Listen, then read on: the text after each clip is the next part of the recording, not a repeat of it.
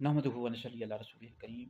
قرآن مجید میں ارشاد ربانی نون والقلم وما یسطرون، قلم اور ان کے لکھے کی قسم۔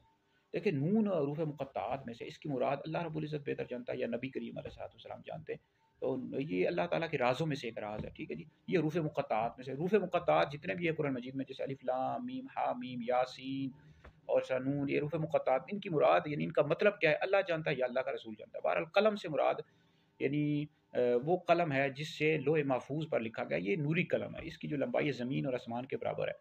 تو اس حوالے سے ترمذی میں حدیث موجود ہے کہ اللہ رب العزت نے سب سے پہلے قلم کو پیدا کیا اور ارشاد فرمایا لکھو، اس نے عرض کی کیا لکھو، فرمایا جو کچھ ہو چکا اور جو کچھ ہوگا سب کی تقدیریں لکھ دو۔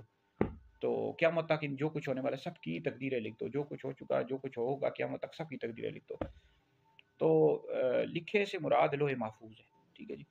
تو بہرحال یہ ویڈیو سنیں، دیگر لوگوں تک پہنچائیں، یہ آپ لوگوں کے لیے بہت بڑا صدقہ جاریہ۔ بہرحال جو حروف مقطعات ہیں، تو جیسے الف لام میم ہا میم یاسین، ان کے جو مطالب ہے بعض بزرگوں نے بیان کیے ہیں، جیسے الف لام میم کا مطلب بھی بیان کیا، الف سے مراد اللہ، لام سے مراد جبریل، میم سے مراد محمد صلی اللہ علیہ وآلہ وسلم، یہ مطالب بیان کیے گئے ہیں، لیکن یہ قطعی مطالب نہیں ہیں، ان کی جو حقیقی مراد ہے وہ اللہ تعالیٰ جانتا ہے یا نبی کریم علیہ الصلوۃ والسلام جانتے ہیں۔